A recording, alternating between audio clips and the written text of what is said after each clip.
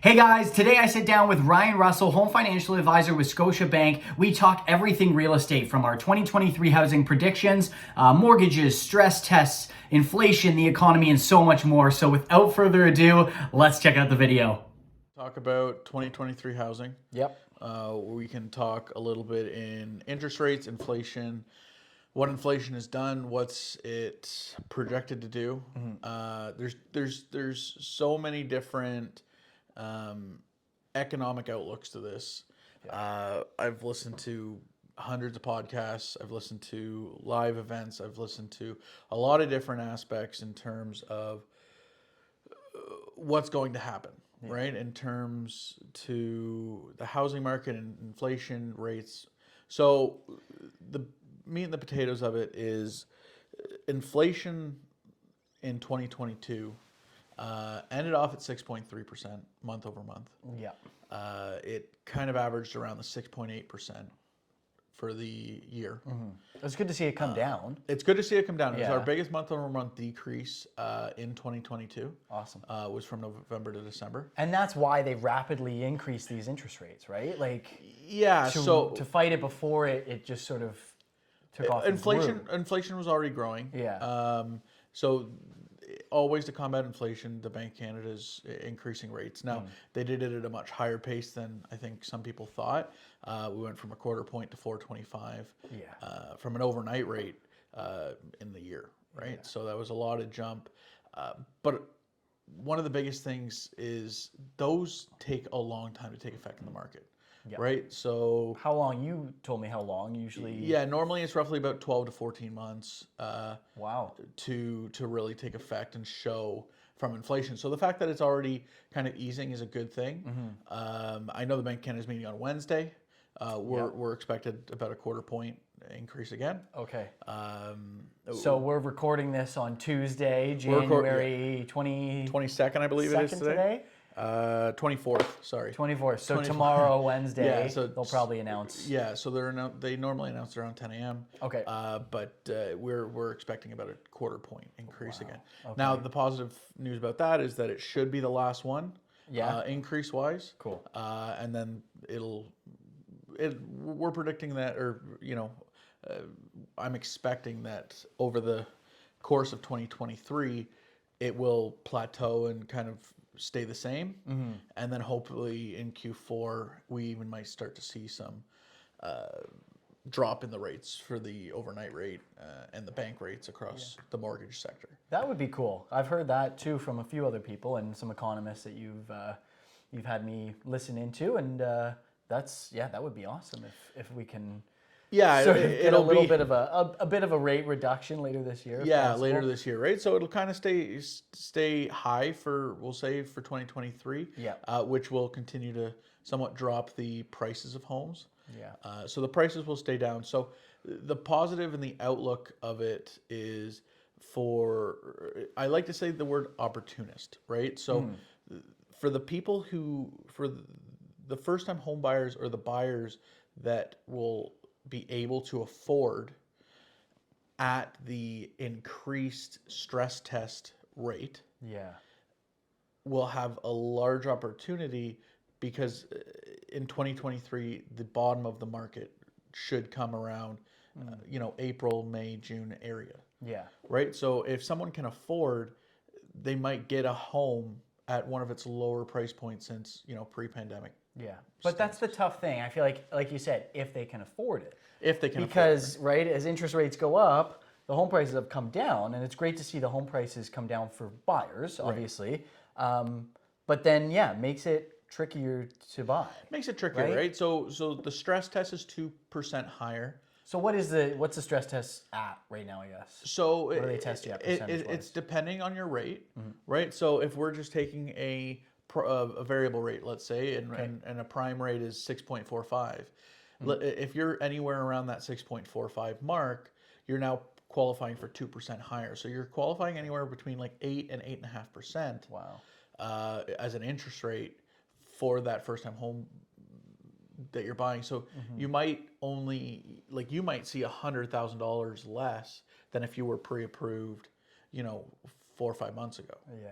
Right. So it could be substantially different Now those prices have come down. So it'll Right. kind of So if adjust you for can, that. it can somewhat adjust.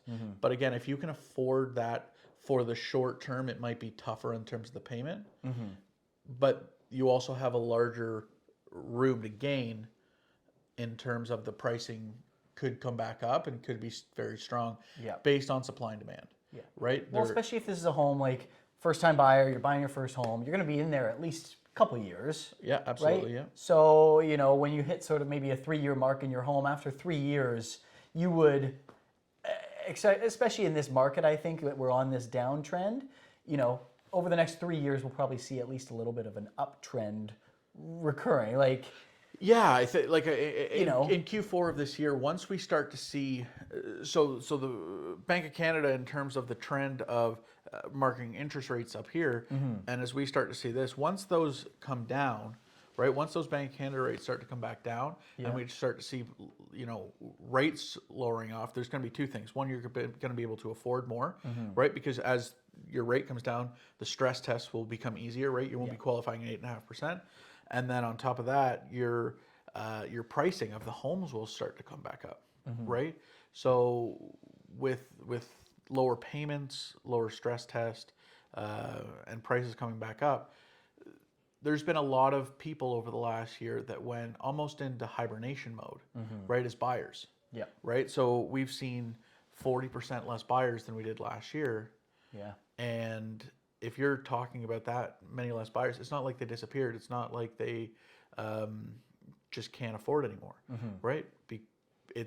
They're looking at the market, they're evaluating the market. Yeah. So I think that as we start to come out of this, you know, increase of rates, and as the market starts to uptick again, or at least kind of plateau at the bottom or bottom out, we're going to start to see all those buyers come out of hibernation. Yeah. Right. So you're really going to see a lot of people come back into the market.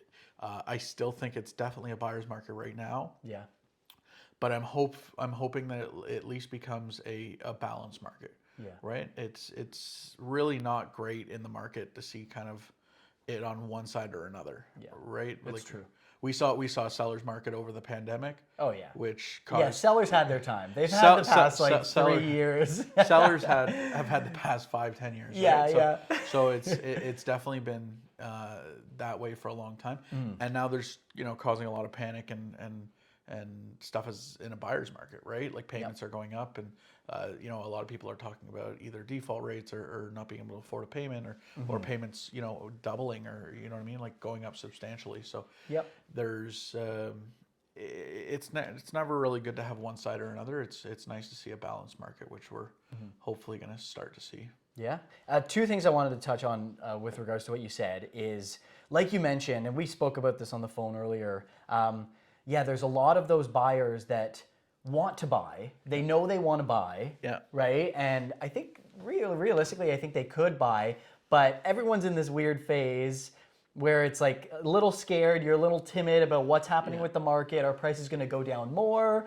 Everyone's sort of on edge. But like you said, I think once things settle over the summer, and ideally we see a little bit maybe of a drop in interest rates, I think like you said, that's when we'll see those buyers that maybe were on the fence or at least waiting, then they'll sort of jump in. Yeah, kind of like you said. I definitely think that too, and I think over the next year we'll see two kind of sets of buyers, right? I think the first set over the first kind of over the spring market, I think we'll see that opportunist buyer, right, where they can afford, right? They can afford via the stress test, you know, they can afford the higher payment and everything like that. So they're gonna I think be able to buy at the bottoming out of the market, where they're gonna be able to make the most profit. Yep. As the market kind of goes like this. Yep. And as the interest rates maybe start to come down, we're going to see a lot of first-time home buyers come out of the woodwork, and then we're going to see that first-time home buyer, even second-time home buyer kind of market jump, right? Like once people can afford that payment as the stress rates come down, I think we're going to see a lot of first-time home buyers come. So the demand's there. The demand is still there. The demand is absolutely It's just there. almost on this little pause right now because absolutely, of this. yes. I wanted to ask you about like fixed versus variable. Okay. I know that's always a big question. Absolutely. And especially right now, it's a weird time. I know personally, I'm on a variable, so I've kind of been hit a lot. Is it the time to go fixed? Do you stay variable because we don't really know what's going on? What's the So it's all trend? case by case, right? Like I really work with each kind of client to tailor which rate's best. There's a lot of people who I'm still recommending variable to though. Yeah. Eh? Yeah, absolutely. It might be a little bit of a higher rate. Now there could be there's kind of a few different options. I wouldn't really recommend the 5-year fix to anyone at this point. Yeah. Okay. Just because it is so high, and we hopefully will expect a Q4 drop in rates, right? So that wouldn't really make sense to. You don't want to lock in. You don't really want to lock in right now, too. And there's actually a lot to do with that, and I'll just touch on this quickly. But penalties. Oh yeah. Penalties are going to be a huge talking point in 2024 and 2025. Because Why is that? So the main point of that is that if anyone locks into a fixed rate, Okay. right? Let's say if someone locked into a 5-year fixed, Yep. and at 5.5%, Okay. right? If rates come back down to 3%, uh, based on an IRD, which is what banks use to determine penalties. Okay. Like it's a long formula, but Yep. interest rate differential. Yep. If you're talking about rates coming back down to so much, we can see penalties in very large amounts. Talking like mid double digits or 5 digits. Wow. Like very large penalties. So it's something that people need to talk to their mortgage professionals. They need to talk to anyone that in the industry to kind of understand that better, as it's it could be a big talking point. Because yeah, you lock in, and then in a year or two, you're locked into this 4 or 5 year. Absolutely. But then rates go down. Yeah, you're wanting to drop. Absolutely. I saw it a But lot that's over the pandemic when Yeah. when rates dropped to kind of 1.5, even 1.5, 2%. Yep. And it does happen. So it's something that you definitely should become educated on, and Interesting. in a market where rates are high and they could start to come lower. Yeah. Right. And So variable has a smaller penalty. I guess penalty. So for variable rate mortgages, it's a 3-month interest rate penalty. Okay. Right. So if your interest rate's about $700 a month, right, you're going to be paying a $2,100 penalty. Okay. Right. So it's much more affordable. Let's say if somebody encountered a $25,000 penalty, right? Yeah. So and again, for fixed versus variable, variable rates are actually higher than fixed right now. I heard that recently somewhere. Yes. Yeah. So a fixed rate might be about 5.5, or again, it's case by case, but Yeah. they actually might be able to afford more on a fixed, right? And a short term fixed, right? Maybe a 2 or 3 year short term fixed. Yes. Yeah. Right. So if somebody might be able to want to afford more and try to push that envelope in regards to trying to afford as much, maybe a 2 or a 3 year fixed at a little bit of a lower rate, and even though it's still kind of short term, might be a better option than a 5-year variable. Yeah. Right. So it's all case by case.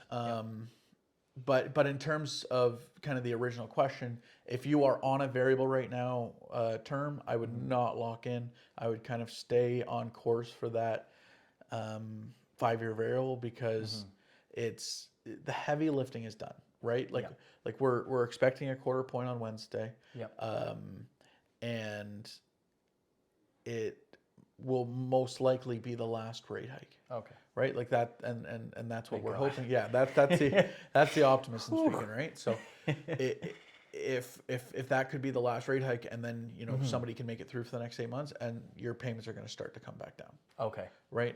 So that variable, or even what you suggested, which I kind of really like, is that short-term fixed mortgage. Right. Right? Like I'm so used to, and I bet a lot of people are used to like a 4-year or 5-year fixed. Yeah. I didn't know you could do sort of like a shorter 2-year fixed. You can go all the way down mortgage. to a 6-month Wow. 6-month mortgage. Okay. Yeah, so it really just depends.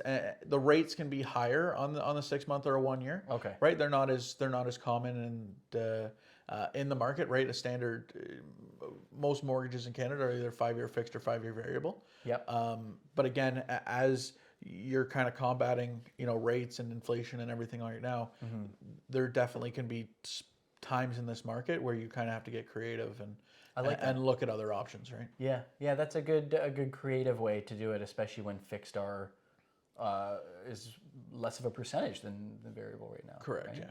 Awesome. 2023, in terms of a lot of economists have advised that this year will be kind of a year of a layoff, where some companies will tighten their belt buckle kind of thing. Well, because we haven't seen any, aside from like the tech industry, what I've been hearing is we haven't seen many layoffs, or unemployment's still very low, right? To be honest, it's a changing market, right? Yeah. So we're actually kind of hearing a lot more about a labor shortage, right? There's a lot of restaurant industries, especially construction industries. Oh yeah. Right? Oh yeah, absolutely. The construction industry, in terms of even just trying to build homes, right? Wow. There's a shortage going on, right?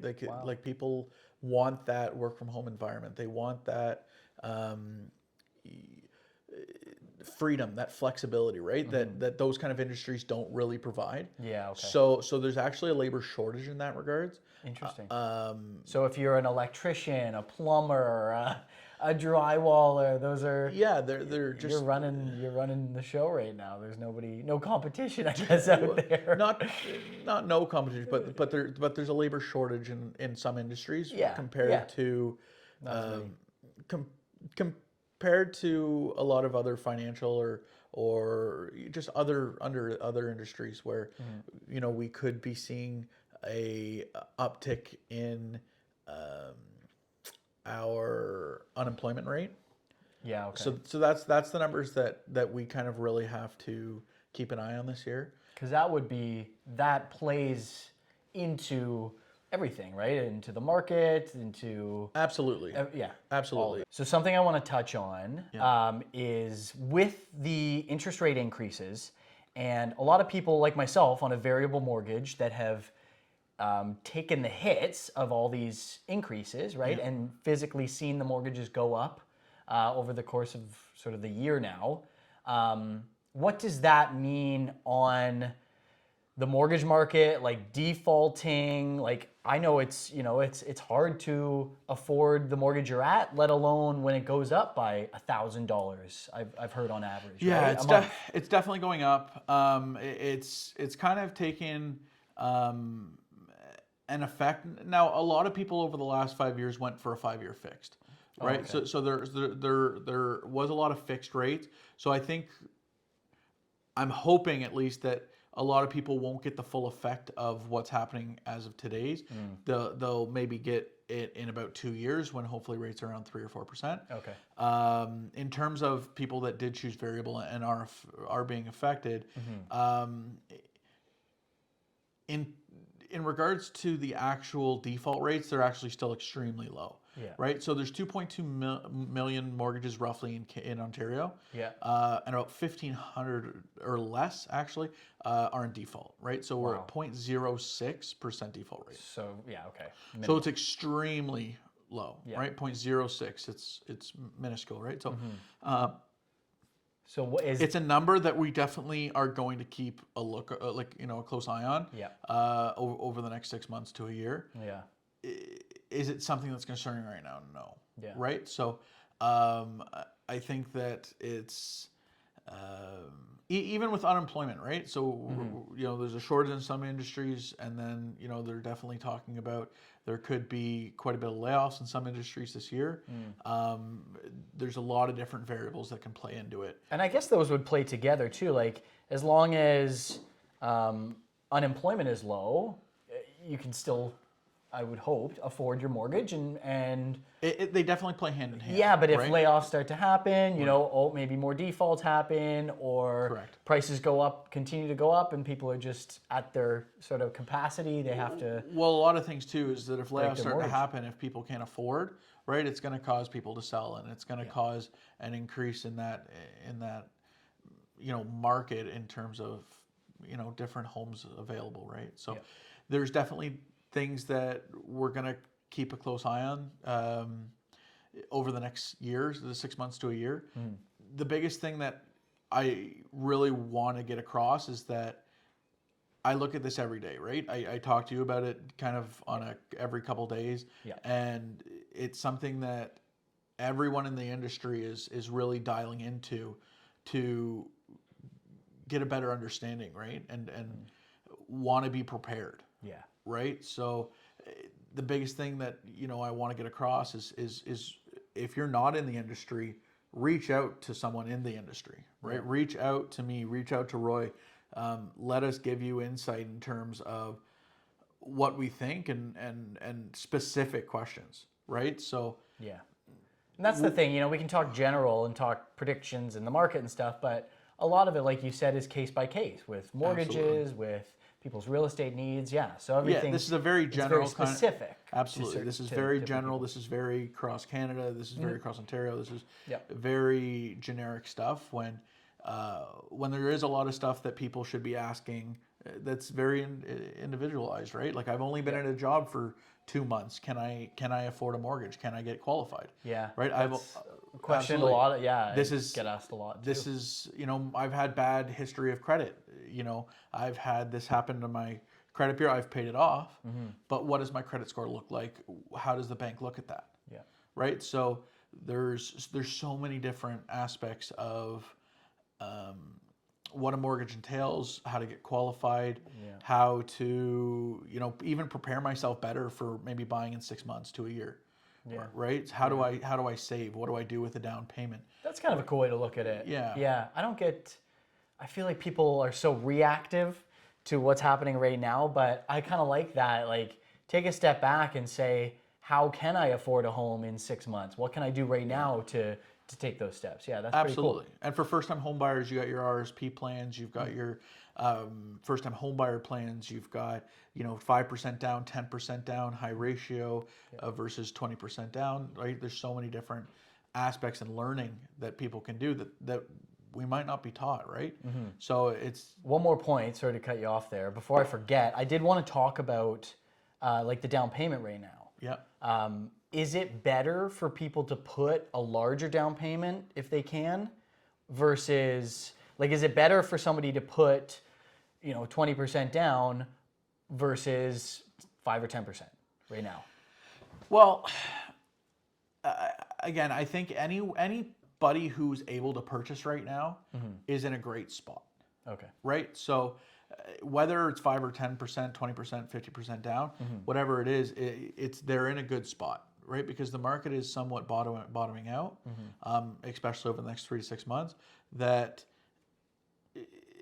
whether your scenario is you 5% down or 20, it's positive. Yeah. Okay. Right. Now there's benefits and not. If someone can afford 20% down, I normally recommend 20% down. That's what I was thinking. Just with interest rates being higher right now than they were a year, 2 years ago, is it better to try and avoid paying? Having a larger loan, rather pay more into that up front as your down payment versus paying more interest. So personally, I don't really think it's more to do with having a larger loan. Okay. I think it is more to do with two facts. One, 20% down, you can go up to a 30-year amortization, which makes your payment smaller. Okay. Right? Nice. So I think for the affordability aspect, you can afford more at 20% down. When you're looking at, and then you avoid paying your high ratio fee, right? So that CMHC category, that the fee, mortgage right? insurance. The mortgage insurance fee, right? So when you're able to move from 25 to 30-year amortization, and you can avoid that fee, yes, it's better. Yeah. But I still to this day would never recommend someone save 20% down in the sole purpose of the likelihood of someone being able to save, even for a $500,000 condo or a $400,000, let's say $400,000 first time home. Okay. Right? You're saving $80,000. right? So to save that, if you're kind of starting from a lower number right now, Yeah. even if $5,000-$10,000 that you have, Yeah. you're taking years, right? True. So if I've got that $400,000 home and I can put 5% down at 20,000, right? It's I'm affording that much, or I'm in that home much faster, right? Rather than taking that time, those months or years to save that 20%. Absolutely, and that's Okay. and that's where you're going to build your equity by paying down your mortgage. And again, as the market bottoms and that market continues to grow back up, hopefully at a 4% year over year inflation instead of, what we've been seeing, you gain equity from the value going up in your home, and then you gain the equity from paying off your mortgage. Yeah. Right. So getting into that market is much more valuable than trying to save that 20% just to save that high ratio fee. Okay. Right. So again, it's all case by case. It's where people feel comfortable with investments. I'm very, I'm in the industry, so I think the housing is always the best bet in my opinion. Yeah. But again, it's case by case. Especially long term, right? Like I said earlier in the video, it's like, if you're going to buy a home and plan to live in it for 3 to 5 years, you're pretty good in the long term with real estate. It's pretty safe asset. Absolutely. Right? For people who bought in early 2022 and even 2020, like for people who bought in early 2022, they will, make out ahead, come the next couple of years. Yeah. And again, from pre-pandemic, we're still up 35% pre-pandemic across Ontario in terms of pricing. So That's wild. Yeah. So even though the market has dropped quite substantially this year, from the peaks, I think we're down 7 to 10% in terms of year over year at this point. Depending, we're still up 30 to 35% from pre-pandemic. So which is crazy. Like they prices took obviously a huge increase over the last couple of years. It's only correct if they drop huge to sort of come back to the typical sort of slope that we see in history and average sale prices and stuff. It's definitely taken a hit. I don't really. But like you said, it seems like it's taking a hit, but it's still technically technically up. There's a lot of factors that go into inflation. Gas prices, food, like there's many different factors that go into that month over month inflation. So I think that's more what they're trying to combat, and it's affecting the housing market at the same time, right? It's not that they're really trying to have effect on the housing market. I think it's just it's what's becoming of it, right? Yeah. Well, like you said, there's so many pieces to it, right? Housing is one of them. Inflation obviously affects the housing market, but it also affects other things in the market, which they're trying to combat as well, right, as a whole. So, one thing I wanted to touch on just quickly, bringing it back to the mortgages, is I'm finding, what I find is a lot of people don't realize that you can put as little as 5% down on a mortgage. Yeah, so when you're... So a lot of things, almost everything when it comes to less than 20% down is controlled by the government, right? So it doesn't really change very much bank to bank when it comes to less than 20% down on a home. Because there's no wiggle room. There's very little wiggle. Very little. Yeah, absolutely. So when it comes to a purchase, it has to be under $1 million. Okay. When you're putting less than 20 down, so it has to be under $1 million, and it works in tiers. So the first 500,000 you can put 5% down. Oh, okay. And then anything over that up to the $1 million is 10%. Okay. So let's go 700,000, right, as an example, right? So you can go 5% down on the 500, so it's 25,000. Yep. And then 10% on the remaining 200, so 20K. So 25 and 20, so $45,000 would be the down payment on that $700,000 home, right? Yeah. So it's still being able to capitalize at least Yeah, absolutely. on, No, on it's still being able that, to. some of that 5%. Yeah. It's absolutely. That's just kind of what the government has advised. It's still a Yep. lot less if we're doing the same purchase. It's 140,000 at 20%, right? So Yeah. it's much, as a first-time home buyer, it's a lot more obtainable to be able to put that 5 plus a little down instead of Yep. doing the full 20. Yeah. So in short, yeah, anything under 500,000, you can put 5% down. Correct. Yeah. And then it's still, it's about 6% at 700. It's really not too much of a difference, but Oh, okay, that's what it kind of works out to. yeah, it's 6.2 or something. Okay. It's not that much difference. It's not like it just goes to 10%. Yeah. It's first 500 is 5, and then everything above that is 10. Okay, cool. So in recap, we have a 2023 that I think the next, Wednesday we've got our Bank Canada meeting. Yep. We expect 25 points increase. It won't really be too much. It's kind of loosening that tightening, right? It should be the last tightening that we hopefully should see. That would be awesome. Yeah, absolutely. And then hopefully, by Q4 of 2023, we might see some easing where, even that Bank Canada rate might go down. Yeah. Right. So that's Cool. that's very exciting. Yeah, that would be awesome as well. I truly do think that 2023 will hopefully be the year of the first-time home buyer, right? Getting into that market. It will be tough to get pre-approved, right? Yeah. Like that qualifying rate, is starting to creep up. But it's definitely something where, like, reach out to your professional, reach out to, your mortgage, individual, and ask, like, what can I afford? What can I get qualified for? Yeah. So at least you're informed, right? Knowledge is power. It's one of my favorite things to say, and it shouldn't cost it should not ever cost anything to get pre-approved. Yeah. Right. No. So. Yeah. I got my cell on me 24/7. It's not normally getting in touch with the normal bank in terms of that it's 9 to 5 Monday to Friday. Yeah. It's on 24/7, right? You've called me on every day of the week, so Yep. it's Sometimes at midnight. sometimes whenever, but it's something that every person thinking about getting in the industry, into a home, should consider, right? Like it's learning, it's understanding, and it's normally a quick 10-minute phone call. And you know what I'm finding is I find people don't realize how much they can actually afford.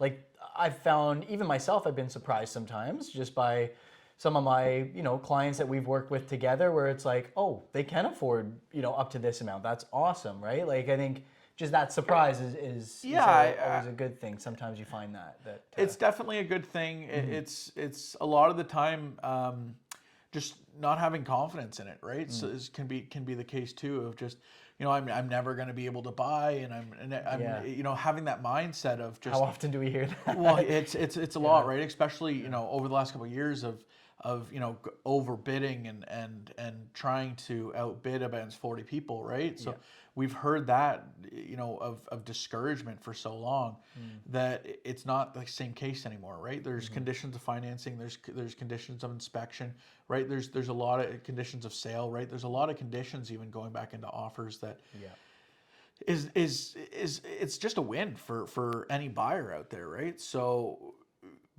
the biggest things to get across is just kind of keep an eye in terms of the unemployment rates, and if you don't, like, if honestly, like, a lot of people don't actually keep up with a lot of these things.